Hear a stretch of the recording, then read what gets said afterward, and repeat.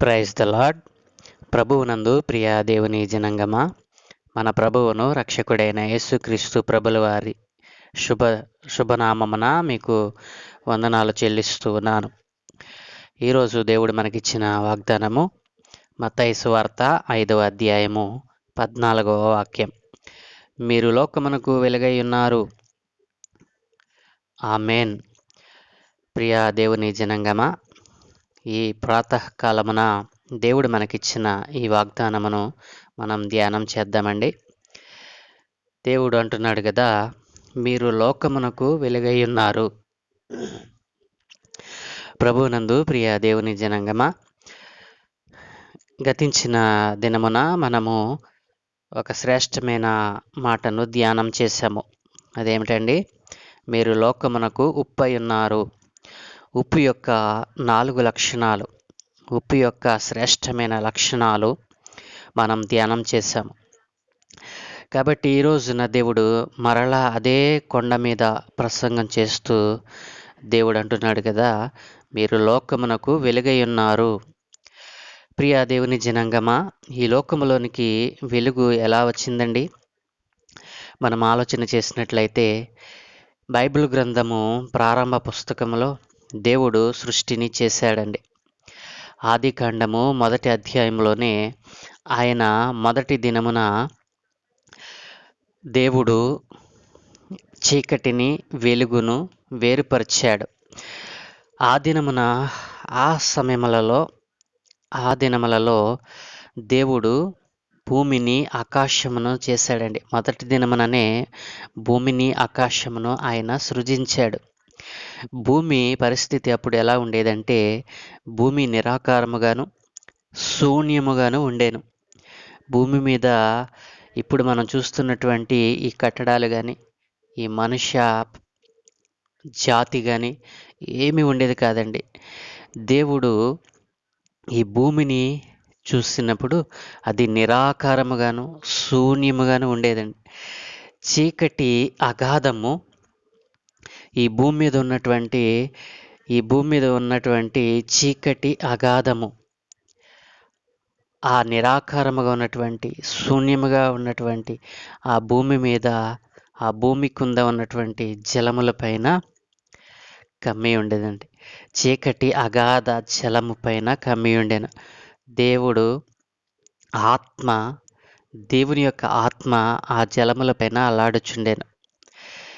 దేవుడు మొదటి దినమున చేసినటువంటి ఈ అద్భుతమైనటువంటి సృష్టి ఏదంటే వెలుగును కలుగ చేశాడండి. దేవుడు మొదటి దినమున వెలుగు కమ్మన్నాడు. మొదటి దినముననే దేవుడు వెలుగుని ఎందుకు సృష్టించాడండి? ఎందుకంటే అప్పటికి భూమి మీద ఏముంది? చీకటి అగాధము కమ్మి ఉందండి. ఈ భూమి నిరాకారముగా ఉంది. ఆకారము లేనటువంటి పరిస్థితిని అది పొందుకొని ఉన్నది. శూన్యముగా ఉంది. శూన్యము అంటే ఏమీ లేనటువంటి పదార్థముగా ఉంది. అట్లాంటి సమయంలో దేవుడు ఈ లోకమును చూసినప్పుడు దేవుడు మొదటిగా వెలుగును కలుగ చేయాలని ఆశపడ్డాడు. మొదటి దినమున దేవుడు వెలుగు కమ్మని పలికినప్పుడు వెలుగు కలిగిందండి. ఆ వెలుగు మంచిదైనట్టు దేవుడు చూచాడు. వెలుగును చూసినప్పుడు దేవుడు చాలా ఆనందించాడండి. దేవుడు వెలుగును చీకటిని వేరు చేశాడు. సృష్టి ఆరంభంలోనే దేవుడు వెలుగును చీకటిని వేరు చేశాడండి. అలా వేరు చేసినటువంటి వెలుగునకు దేవుడు పగలు అని పేరు పెట్టాడండి. నా ప్రియ దేవుని జనాంగమా, జాగ్రత్తగా వింటున్నారు కదా. మొదటి దినమున దేవుడు వెలుగును చేసి అది మంచిదే అయినట్టు ఆయన సంతోషించాడు. ఆ వెలుగునకు దేవుడు పగలని పేరు పెట్టాడండి. అలాగుననే చీకటిని కూడా వేరు చేశాడు.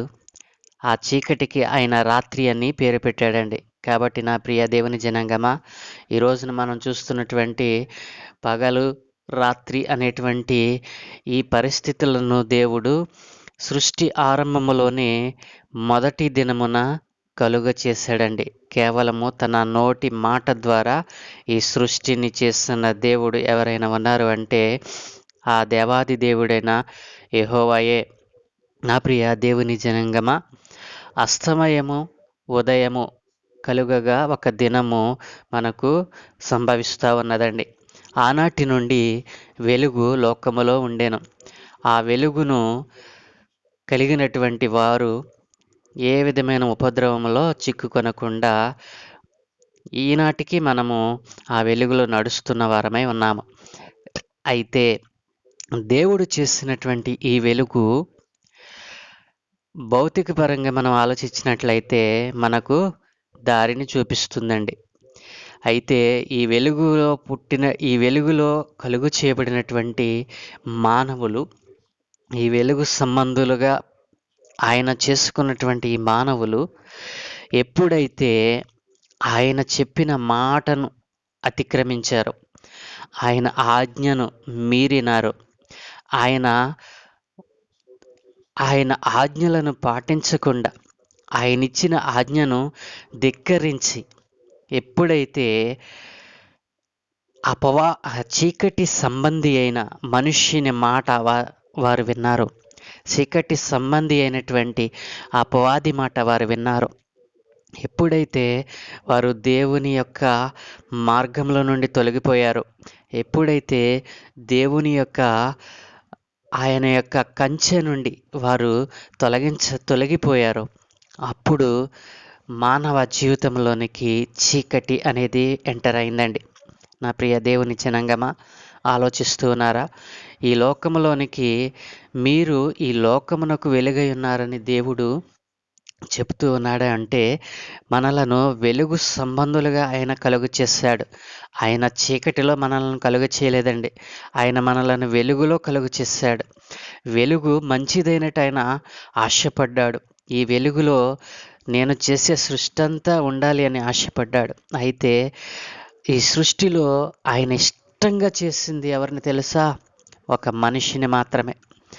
ఆయన ఇష్టంగా ఆయన చేసినటువంటి సృష్టిలో ఎక్కువ ఇష్టపడింది మానవులనండి. నరులను ఆయన ఎంతగానో ఇష్టపడ్డాడు. ఈ నరుడు దేవుని మాటను ధిక్కరించి ఆది కాలంలోనే చేసినటువంటి ఆ దోషము వలన మానవులోనికి చీకటి అనేటువంటిది, చీకటి పాపమునకు గుర్తుగా ఉందండి. వెలుగు నిత్య జీవమునకు గుర్తుగా ఉందండి.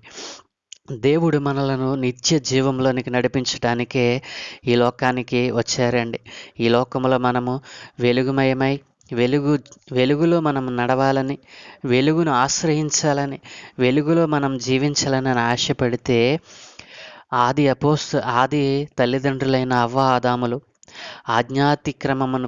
ఆజ్ఞాతిక్రమమును చేసి వారికి దేవుడిచ్చినటువంటి ఆ పరలోక తాళాలను వారు ఎప్పుడైతే అపవాది మాటకు లోబడ్డారో, అపవాదులకు వారి చెవిని ఇచ్చారు, అపవాది చెప్పినటువంటి ఆ మాటకు వారు విధేయులైపోయారో, అప్పుడే వారి చేతిలో నుండి ఆ వెలుగుమయమైనటువంటి ఆ తాళపు చెవులు తీసివేయబడ్డాయండి.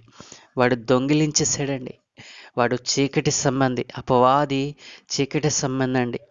వాడు చీకటి అగాధములలో తిరుగుతూ ఉంటాడండి. ఆడు వెలుగులో ఎప్పుడు సంచరించాడు. అందుకనే మనం చీకటిలో మనం ఎక్కువగా గడపాలని ఆశపడం. కాబట్టి నా ప్రియ దేవుని జనాంగమా, దేవుడు ఈ రోజున నాతోనే మాట్లాడుతూ ఉన్నాడు. మీరు లోకమునకు వెలుగై ఉన్నారు. వెలుగై ఉన్నటువంటి ఈ లోకములో మీరు అపవాది సంబంధమైన కార్యాలను ఎందుకు తలస్తూ ఉన్నారు? నేను ఈ లోకమునకు వెలుగై ఉన్నానని యేసుక్రీస్తు ప్రభుల వారు ఈ లోకములోనే మన కొరకు జన్మించి ఆయన తన ప్రసంగముల ద్వారా, ఆయన తన ఉపమానముల ద్వారా అనేక విధములుగా మనలను తన మాటల ద్వారా మనలను వెలిగించారండి. కాబట్టి నా ప్రియ దేవుని జనాంగమా, దేవుడు మనలను వెలుగు సంబంధులుగా పుట్టిస్తే పాపము ఎప్పుడైతే మనలో ఎంటర్ అయిందో అప్పుడు మనము చీకటి సంబంధములుగా మార్చబడ్డాము. అప్పటి నుండి మనుష్యులు చీకటిని వెంబడిస్తూ చీకటిలో తమ కార్యాలను చేసుకుంటూ పబ్బం గడుపుతూ ఉన్నారు. ఇట్లా పాపం అనేటువంటి చీకటిలో వారు మసలిపోతూ రక్షణ అనేటువంటి వెలుగులోనికి వారు రాకుండా తప్పి తిరుగుతూ ఉండగా, దేవుడు అనేక మంది ప్రవక్తలను తనకు శిష్యులనుగా పంపించి ఈ లోకంలోనికి మనుషులకు దేవునికి మధ్యవర్తులుగా కొంతమంది ప్రవక్తలను పంపి తన మాటలను తెలియజేసినప్పటికీ ఈ మనుష్యులు చీకటిని ఎక్కువగా ప్రేమించి ఆయన మాటలను వారు పెడచెవిన పెట్టి ఉన్నారండి. ఎంతమంది చెప్పినా మారకుండా ఈ లోకంలో చీకటి సంబంధులుగా చీకటి కార్యాలు చేస్తూ తప్పిపోతూ ఉన్నారని దేవుడు పరలోకమందుండి చూసి తన మనసులో దుఃఖపడి తన ఏకైక కుమారుడైనటువంటి యేసుక్రీస్తు ప్రభుల వారిని ఈ లోకమునకు వెలుగుగా ఈ లోకానికి పంపించారండి. ప్రియా దేవుని జనాంగమా, ఈ మాటలు వింటున్న నీవు, దేవుడు నీతో చెప్తూ ఉన్నాడు కదా, నీవు లోకమునకు వెలుగై ఉన్నావు అని అంటున్నాడు. కాబట్టి నా ప్రియ దేవుని జనాంగమా, వెలుగు సంబంధమైనటువంటి ఆ పరిస్థితి మనకు ఎప్పుడు వస్తుంది అంటే, యేసుక్రీస్తు ప్రభుల వారు నేను లోకమునకు వెలుగు అన్నారు కదా, ఆ వెలుగులోనికి ఎవరైతే వస్తారో, ఆ వెలుగును ఎవరైతే ఆశ్రయిస్తారో, ఆ వెలుగులోనికి ఎవరైతే వచ్చి ఆశ్రయమును పొందుతారో వారందరూ కూడా వెలుగు సంబంధులని దేవుడు చెప్తా ఉన్నాడు. నా ప్రియ దేవుని జనాంగమా, వెలుగును ప్రేమిస్తున్నావా? చీకటిని ప్రేమిస్తున్నావా? వెలుగు సంబంధమైన క్రియలు చేయాలని ఆశపడుతూ ఉన్నావా? చీకటి సంబంధమైన క్రియలను చేయాలని ఆశపడుతూ ఉన్నావా? వెలుగు సంబంధమైన క్రియలు అనగా ప్రేమ, సంతోషము, సమాధానము, దయాళుత్వము, దీర్ఘశాంతము, ఇట్లాంటి క్రియలన్నీ మానవులలో దేవుడు పెట్టాడండి. కాబట్టి నీవు వెలుగు సంబంధివై ఉన్నావా? వెలుగు సంబంధమైన కార్యాలు నీలో కనపడాలి. నీవు వెలుగు సంబంధి అయిన యేసుక్రీస్తు ప్రభుల వారి నామమున నీవు బాప్తిసం పొందావా? మారు మనసు పొందావా? అట్లాంటి జీవితం నీకుంటే నీవు వెలుగు సంబంధివి. ఒకవేళ నీవు బాప్తిస్మం పొంది ఆ వెలుగును స్వీకరించి కూడా ఈ లోకములోనికి నీవు తిరిగిపోతున్నావా? నీవు చీకటి సంబంధిగా మార్చబడతావు. నీవు ఎప్పుడైతే వెలుగులో నుండి చీకటిలోనికి వెళతావో, దేవుడు అంటున్నాడు కదా, నీవు అపవాది సంబంధివి. అపవాది కార్యాలు నీలో ప్రారంభమవుతాయి. ఎప్పుడైతే నీవు వెలుగును వదిలి చీకటిని వెంబడిస్తావో నీలోకి అపవాది ఎంటర్ అవుతాడని దేవుడు చెప్తూ ఉన్నాడు. అది నీకు చాలా ప్రమాదం. నా ప్రియ దేవుని జనాంగమా, వెలుగు సంబంధమైన కార్యాలు మనుషులకు సంతోషాన్ని ఇస్తాయండి. వెలుగు సంబంధమైన క్రియలు నీ యందు ఉన్నవా? దేవుడు నీ పట్ల అనేక అద్భుత కార్యాలను చేయాలని ఆశపడుతూ ఉన్నాడు. నీవు కనపడితే కదా ఎవరైనా నీకు సహాయం చేస్తారు. భౌతికంగా మనం ఆలోచన చేసినట్లయితే మనము వెలుగులో ఉండి అడిగితే ఎవరైనా సహాయం చేస్తారు, మన అక్కరలను తీరుస్తారు, మనకు కావలసినటువంటి దానిని మనకు అనుగ్రహిస్తారు. నీవు కనబడకుండా నాకు ఫలానాది కావాలని వేరే వాళ్ళని అడిగినట్లయితే వారు ఎలా ఇవ్వగలరు? ముఖాముఖిగా నిన్ను చూడగలిగినప్పుడే కదా వారు సహాయం చేయగలుగుతారు. కాబట్టి నా ప్రియ దేవుని జనాంగమా, చీకటిలో నుండి నీవు ఏమడిగినా నీకు ఏ కార్యమును జరగదండి. వెలుగు సంబంధిగా నువ్వు బ్రతికితే, వెలుగులో నుండి నీవు అడిగితే మనుష్యులైనా సాక్షాత్తు దేవుడైనా నీకు ఏదైనా అనుగ్రహించడానికి ఇష్టపడతారు. కాబట్టి నా ప్రియ దేవుని జనాంగమా, వెలుగు సంబంధమైన క్రియలు మన యందు కనపడాలండి. ఈ రోజున క్రైస్తవుడు అని పిలువబడుతున్న నీవు దేవుని యొక్క జీవితంలోనికి, దేవుని యొక్క మార్గంలోనికి నీవు వచ్చినటువంటి నీవు ఆయనకు సంబంధమైన క్రియలు నీలో కనబడుతున్నవా? నిత్య జీవపు క్రియలు నీలో కనబడుతున్నవా? యేసుక్రీస్తు ఈ లోకంలో బ్రతికినప్పుడు ఆయన బ్రతికి మనకు మాదిరిగా ఉంచినటువంటి విషయాలు నీలో కనబడుతూ ఉన్నవా? నీవు నీ పొరుగువారిని ప్రేమించలేని వారిగా ఉంటున్నావా? నీ పొరుగువానిని నీవు ద్వేషిస్తున్నావా? పొరుగువారి పట్ల నీ కార్యములు ఎలా ఉంటున్నాయి? నీ యొక్క పరిస్థితి ఎలా ఉంటుంది? నీవు హెచ్చించుకుంటున్నావా? దేవుడు చెప్పాడు కదా, నా యందున్నవారు తమను తాము తగ్గించుకుంటారని. ఒకవేళ నీ పొరుగువానిని ప్రేమించలేని వాడిగా నీవున్నావా? అయితే నీవు చీకటి సంబంధివే. వెలుగు సంబంధమైన క్రియలు నీలో కనబడకుండా నీవు దేవునిని ఎంత శోధించినా ఆయన నీకేమి చేయగలడు?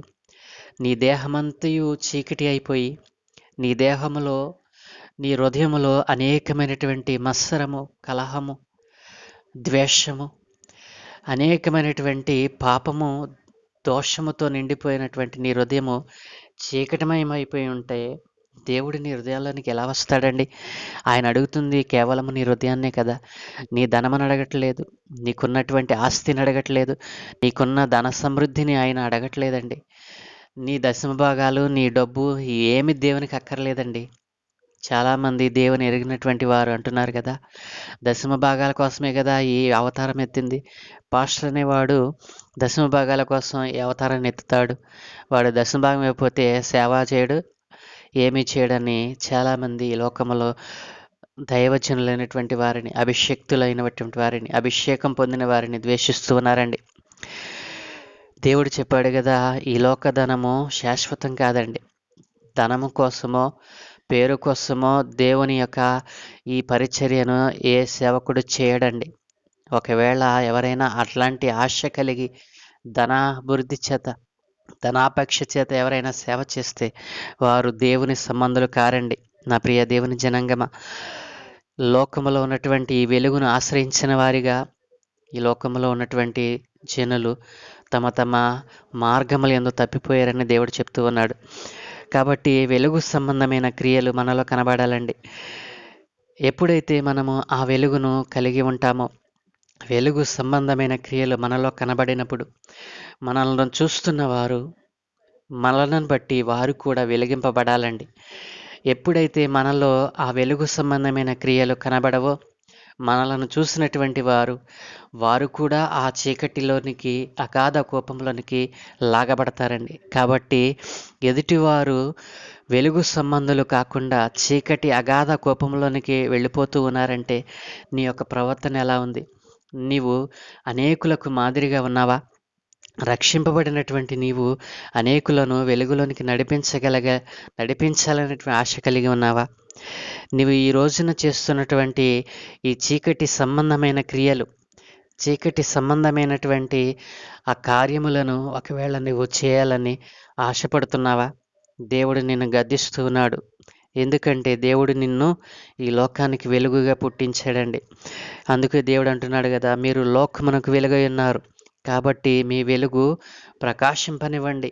మీ వెలుగులో అనేక మంది వెలిగించబడటానికి మీరు ఒక దీపముగా ఈ లోకంలో మీరు జీవించండి అని ఆయన చెబుతూ ఉన్నారు. మరి చీకటి సంబంధమైన క్రియలు ఏంటండి?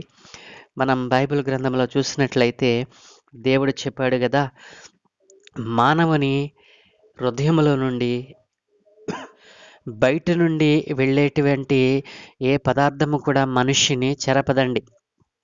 నా ప్రియ దేవుని జనాంగమా, జాగ్రత్తగా వినండి. మానవుని వెలుపల నుండి లోపలికి పోయినది మనిషిని అపవిత్రం చేస్తుందండి. వెలుపల నుండి లోపలికి పోయినటువంటిది ఏ పదార్థమైనా మనిషిని అపవిత్రునిగా చేయగలిగినది ఏదీ లేదు. కానీ దేవుడు అంటున్నాడు కదా, వెలుపల నుండి లోపలికి పోయి మనిషిని అపవిత్రునిగా చేయగలిగినది ఏదీ లేదు. వెలుపల నుండి లోపలికి వెళ్ళేది మనిషిని అపవిత్రపరచదండి. లోపల నుండి బయలు వెళ్ళినవే మనిషిని అపవిత్రునిగా చేయను. అంటే లోపల దేవుని యొక్క మాటలు లేకపోతే, మన హృదయంలో దేవుని యొక్క వాక్యము లేకపోతే, మన హృదయంలో దేవుని మాటలు లేకపోతే, మన హృదయము చీకటిమయమై ఉంటే, మన హృదయంలో నుండి ఏ మాట అయితే బయటికి వెళుతుందో అది ఆ మనిషిని అపవిత్రం చేస్తుందంటండి. కాబట్టి బయట నుంచి వచ్చేది ఏది కూడా మనిషిని అపవిత్రం చేయదండి.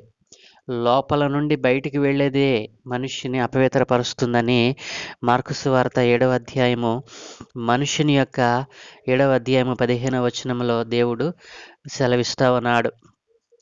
కాబట్టి నా ప్రియ దేవుని జనాంగమా, మన హృదయంలో చీకటి ఉంటే, మన హృదయము చీకటిమయమై ఉంటే, మన హృదయంలో నుండి వచ్చేటువంటి ప్రతీదీ కూడా చీకటి సంబంధమైన క్రియలుగా మనం గుర్తించవచ్చునండి. మనుష్యుని లోపలలో నుండి బయలు వెళ్ళినది మనుష్యుని అపవిత్రపరచును అని దేవుడు చెప్తూ ఉన్నాడు. మనుష్యుని లోపల నుండి బయలు వెళ్ళినది మనుష్యుని అపవిత్రపరచును. మార్కు సువార్త 7వ అధ్యాయము 20వ వచనంలో దేవుడు ఈ మాటలు రాయించాడండి.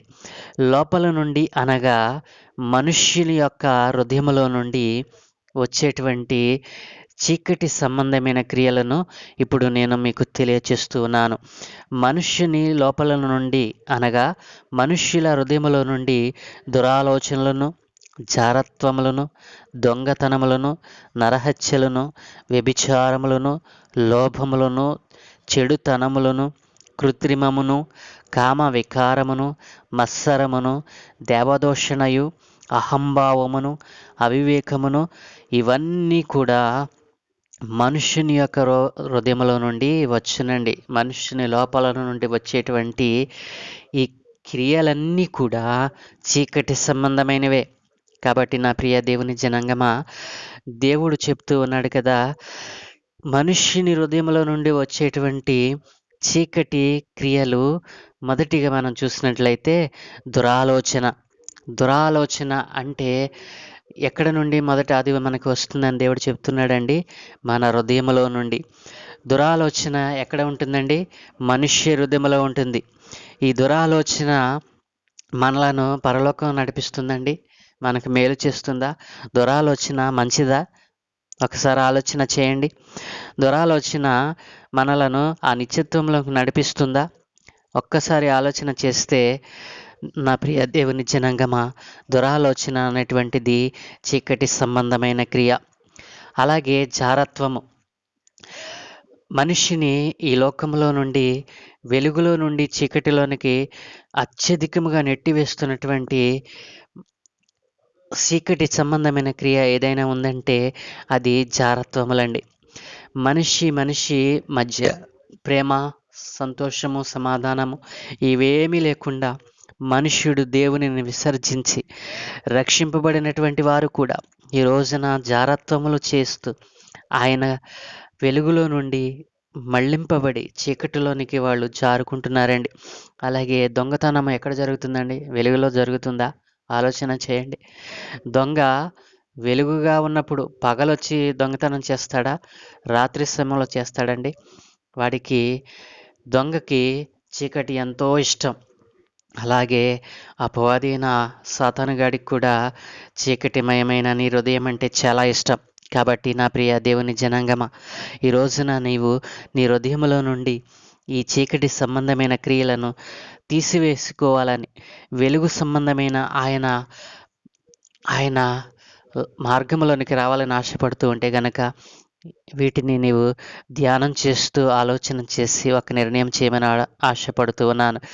దొంగతనములను, నరహత్య కూడా చీకటిలోనే జరుగుతుందండి. వ్యభిచారములు ఈ రోజున చూస్తే భయంకరమైనటువంటి వ్యభిచారములు చీకటిలోనే జరుగుతాయండి.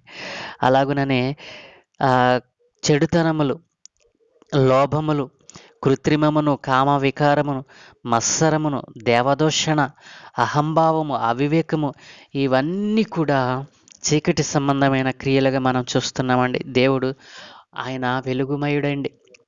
దేవుడు వెలుగై ఉన్నాడు. ఆయన వెలుగులోనికి రమ్మని మనం పిలిస్తే మనుష్యులు ఇన్ని లోపల పెట్టుకుని దేవునిని అడుగుతారు కదా, దేవా నాకెందుకు మంచి చేయట్లేదు? నా పొరుగువాడు పెద్దవాడైపోతున్నాడు, నా పొరుగువాడు అంతకంతకు అధికమైపోతున్నాడు, నేనేంటి ఇలా కిందకి వెళ్ళిపోతున్నాను అని అంటాడు. కానీ వాడు చీకటిలో ఉన్నాడని గుర్తించాడు. చీకటిలో ఉన్నటువంటి చీకటి అధికారికి వాడు తన చేయినిచ్చేశాడు. తన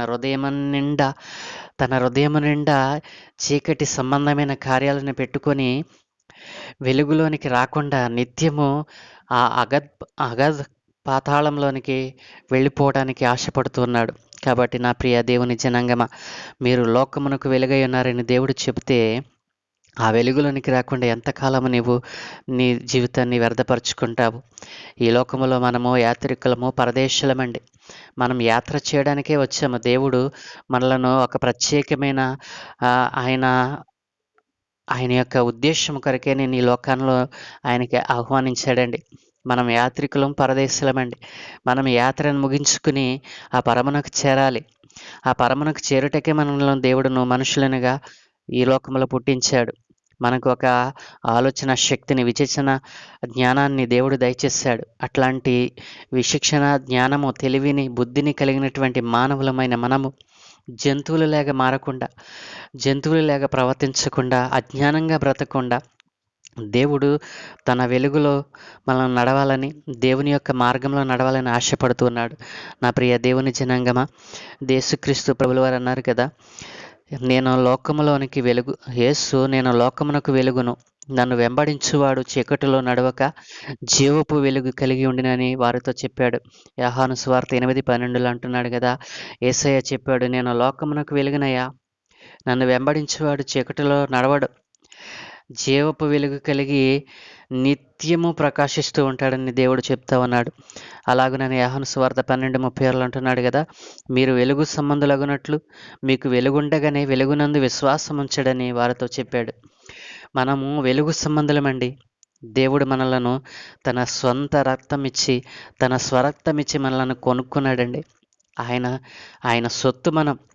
కాబట్టి మీరు వెలుగు సంబంధులగునట్లుగా మీకు వెలుగుండగానే వెలుగునందు విశ్వాసం ఉంచడని మరొక చోట 12:36లో దేవుడు చెప్తూ ఉన్నాడు. మనము వెలుగు సంబంధులమండి. వెలుగు ఈ లోకములో ఉండగానే మనము ఆయనందు విశ్వాసం ఉంచాలి. వెలుగు సంబంధమైనటువంటి జీవితం మనకు చాలా ప్రాముఖ్యమైనదండి. ఎఫెసీ రోమాపత్రిక సామెతల గ్రంథం 4:18లో దేవుడు అంటున్నాడు కదా, పట్టపగలు అగు వరకు వేకువ వెలుగు తేజరిల్లునట్లు నీతిమంతుల మార్గము అంతకంతకు తేజరిల్లును. నా ప్రియ దేవుని జనాంగమా, నీతిమంతుల మార్గము ఎప్పుడు తేజరిల్లుతుంది అంటే, పట్టపగలు ఏ విధముగా మనకు సంభవిస్తుందో వేకువ వెలుగు తేజరిల్లునట్లు నీతిమంతుల మార్గము అంతకంతకు పెరుగుతుందని దేవుడు సెలవిస్తూ ఉన్నాడు. దేవుడు అంటున్నాడు కదా, మొదటి తెస్సలోనికలకు రాసిన పత్రిక 5:5 వాక్యములో అపోస్తుడైన పౌలు తెస్సలోనిక సంఘానికి రాస్తూ అంటున్నాడు కదా, మీరందరూ వెలుగు సంబంధులను పగటి సంబంధులనై ఉన్నారు. మనము రాత్రివారము కాము, చీకటి వారము కాము, మనము వెలుగు సంబంధులమై ఉన్నామని తెస్సలోనిక సంఘానికి ఆయన పత్రిక రాస్తూ అంటాడు. కాబట్టి ఈ వాక్కులను వింటున్నటువంటి నీవు ఒకవేళ వెలుగు సంబంధమైన క్రియలు నీలో లేవా? వెలుగు సంబంధమైన ఆ క్రియలను నీవు ఇష్టపడటం లేదా? దేవుడు నీతోనే మాట్లాడుతూ ఉన్నాడు. ఈరోజు దేవుడు నీకు తెలియచేసినటువంటి ఆ చీకటి సంబంధమైన, అంధకార సంబంధమైన క్రియలను నీ హృదయంలో నుండి తీసివేసుకుంటే, దేవుడు నీ హృదయంలోనికి వచ్చి నీ హృదయంలో ఉన్న కల్మషనంతటిని తీసివేసి నీ హృదయాన్ని వెలుగుమయం చేయాలని ఆశపడుతున్నాడు. నా ప్రియ దేవుని జనాంగమా, ఈరోజు దేవుడు చెప్పుతున్నటువంటి మాట, మీరు లోకమునకు వెలుగు ఉన్నారు. ఎవడైనా సరే దీపం వెలిగించి మంచం కింద పెడతాడండి? ఆ గదంతటికి వెలిగివ్వటానికి కొంచెం మీద పెడతాడు కదా. అది ఎత్తుగా ఉన్నప్పుడు, ఆ గదిలో ఒక ప్రత్యేకమైన స్థానంలో ఉన్నప్పుడు ఆ గదంతటికి వెలిగిస్తుంది కదా. కాబట్టి నా ప్రియ దేవుని జనాంగమా, ఒకవేళ నీ హృదయము చీకటి అంధకార కోపంలో కూలిపోయి ఉందా? చీకటి సంబంధమైన క్రియలు నిన్ను పట్టి పీడిస్తూ ఉన్నవా? అయితే దేవుడు ఈరోజు నీతోనే మాట్లాడుతూ ఉన్నాడు. కాబట్టి ఆ చీకటి సంబంధమైన క్రియలను విడిచిపెట్టి వెలుగు సంబంధమైన యేసుక్రీస్తు ప్రభుల వారిని నీవు సొంత రక్షకునిగా అంగీకరించినట్లయితే, దేవుడు నీకు కూడా వెలుగును ప్రకాశింపజేసి ఆ నిత్య జీవమైనటువంటి ఆ పరలోక రాజ్యములో నిత్య వెలుగుగా నీకు తోడై ఉంటానని దేవుడు సెలవిస్తూ ఉన్నాడు.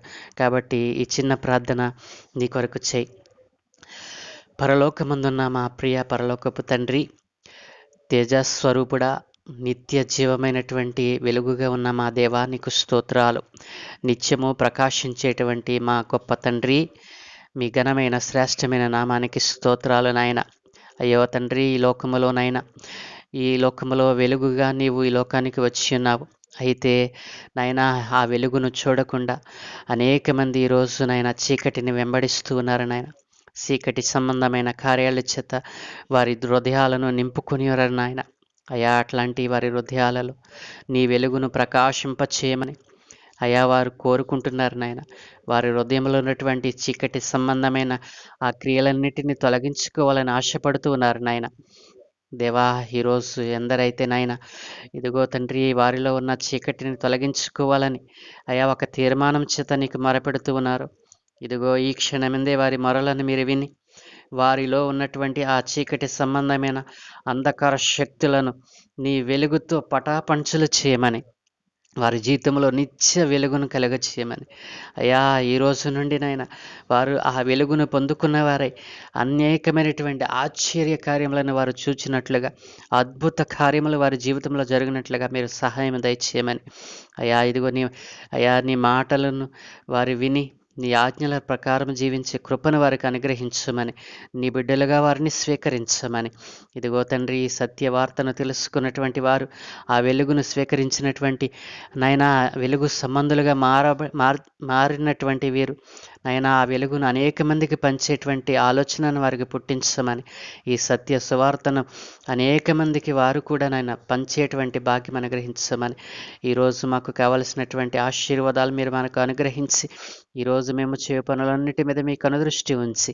మేము చేయు ప్రయాణములలో నీ దూతల కాపుదలను దయచేయమని, ఘనత మహిమ ప్రభావాలు మీరే పొందుకోమని, ఈ దిన ఆరంభము నుండి అంతము వరకు నీ కృపా కనికరము మాకు తోడుగా ఉంచి నడిపించమని నజరేయుడైన యేసుక్రీస్తు ప్రభుల వారి పాదముల చింత అడిగి వేడుకుంటూ ఉన్నాము తండ్రి. Amen, amen, amen.